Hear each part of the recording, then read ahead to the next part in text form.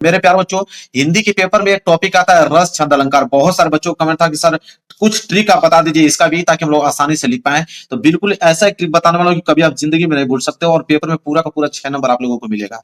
रस 2 नंबर का आता है, 2 नंबर का छंद आता है, और 2 नंबर का अलंकार आता है। और जो पूछा जाता है वही इंपॉर्टेंट वाला रस छंद अलंकार बताने वाला हूं मेरे प्यारे बच्चों।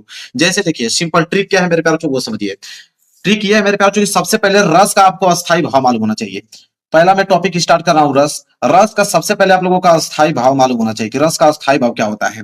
तो जैसे मैं अगर बात करूं, दो सबसे ज्यादा इंपॉर्टेंट रस, एक हास्य रस, एक करुण रस। ठीक है, तो बस आपको मालूम होना चाहिए कि हास्य रस का अस्थाई भाव क्या होता है। तो हास्य रस का अस्थाई भाव मेरे प्यारे बच्चों हास होता है। क्या होता है? हास होता है। अगर वही बात करें करुण रस का, तो करुण रस का अस्थाई भाव जो होता है वो सुख होता है। बस ये दो चीज अगर आपको मालूम है तो आप किसी भी रस को आप लिख सकते हो मेरे प्यारे बच्चों।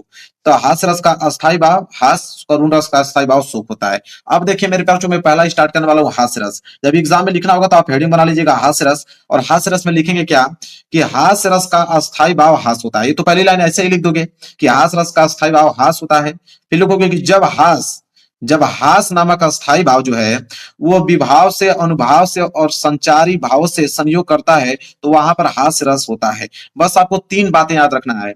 एक तो मेरे प्यारे जो विभाव, अनुभाव और संचारी भाव, 3 टॉपिक आप लोगों को याद करना है। कि जब लिख देना कि जब विभाव, अनुभाव, संचारी भाव का संयोग होता है तो वहां पे हास रस की उत्पत्ति होती है। सिंपल ऐसे भी लिख सकते हो। तो देखो अभी मैंने याद करा दिया, कैसे देखो लिखोगे क्या कि हास रस का स्थायी भाव हास होता है जब हास नामक अस्थाई भाव मेरे प्यारे जो अनुभाव, विभाव, अनुभाव और संचारी भाव से संयोग करता है, तो वहां पे हास रस की उत्पत्ति होती है, या वहां पे हास रस होता है। देखिए याद हो गया कि नहीं, कितना सिंपल है। तो बस अस्थाई भाव और आपको 3 टॉपिक, विभाव, अनुभाव, संचारी भाव, ये 3 याद करना, किसी तरह बना के उसको लिख दोगे। उदाहरण की बात करें तो उदाहरण बहुत सिंपल मैंने लिखा है। 2 उदाहरण में बता रहा हूं कि हाथी जैसा देह है, गेंडे जैसी खाल, और दूसरा है कि तरबूजे से खोपड़ी, खरबूजे से गाल। अब इतना सिंपल आप लोगों को कोई उदाहरण बताने वाला नहीं है मेरे प्यारे बच्चों। ठीक है, अब इतना सिंपल तो आप याद ही कर सकते हो।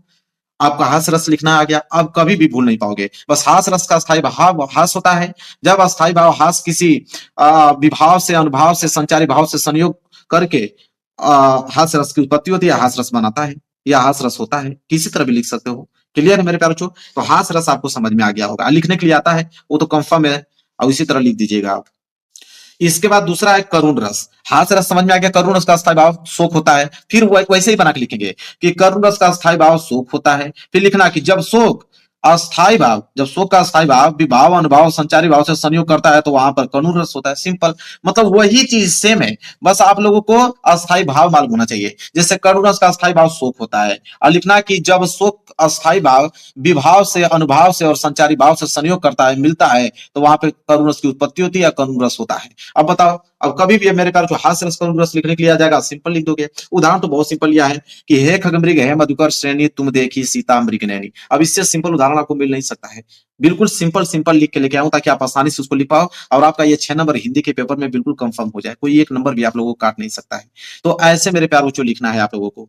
तो हास्य रस, करुण रस, 2 टॉपिक यहाँ पे मेरे प्यार बच्चों कवर हो गए कि नहीं? बस रस में बस 2 ही याद करके जाना है आप लोगों को, ज्यादा नहीं। बस 2 रस याद कर लो, काम हो गया आप लोगों का। यही लिखने के लिए देता है। अब हम लोग अलंकार की तरफ बढ़ेंगे।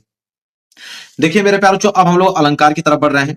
अलंकार में सबसे पहले अनुप्रास अलंकार देखेंगे। अनुप्रास अलंकार बहुत ही ज्यादा सिंपल है। कह रहा है कि वर्ण बार बार आए। देखिए इतना सिंपल परिभाषा कोई आपको बताएगा नहीं।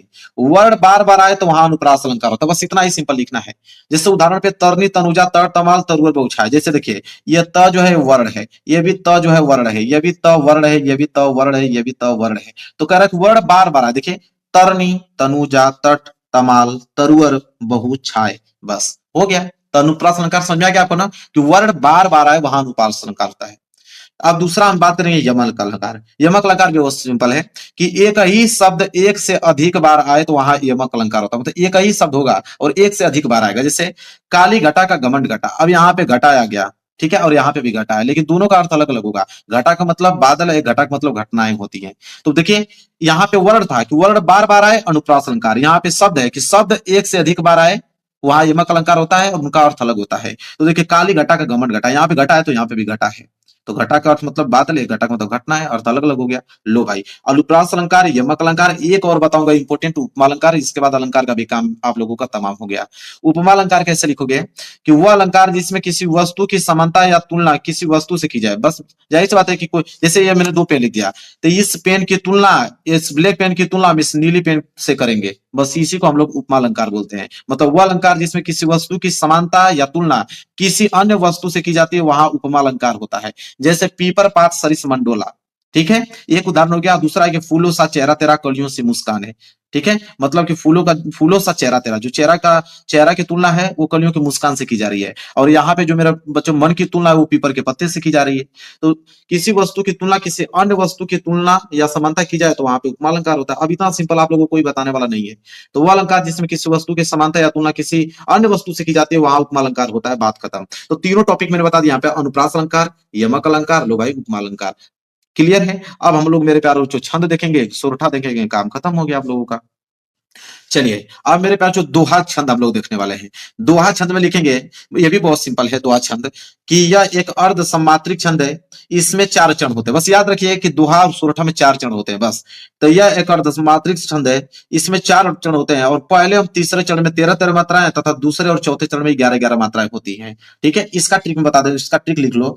इसका ट्रिक मेरे प्यार जो 2 तेग, क्या हो जाएगा, 2 तेग नाम से इसका ट्रिक याद कर लो। 2 तेग मतलब होता है कि दोहा, दोहा में 13-13 मात्राएं होती हैं और 11-11 मात्राएं होती हैं।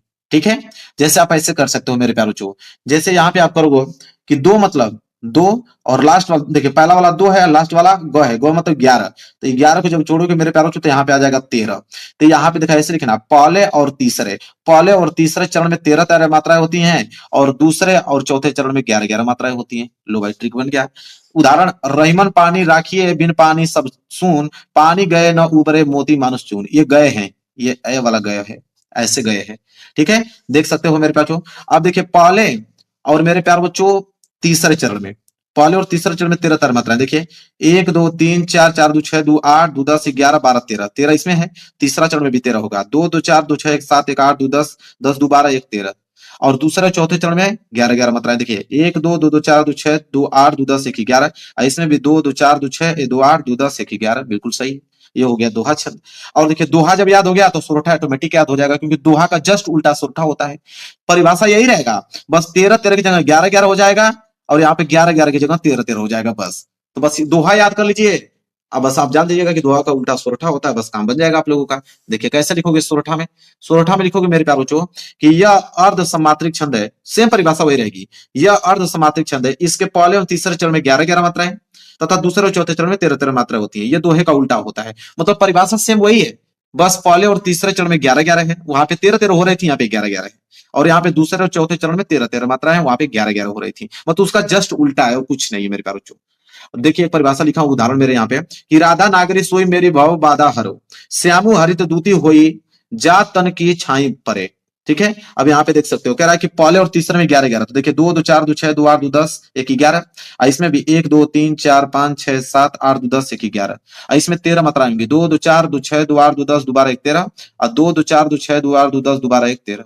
देखिए तो कितना क्लियर है। अब मेरे प्यार को रस छंद अलंकार बस मात्र 9-10 मिनट के अंदर में समाप्त कर दिया। इतना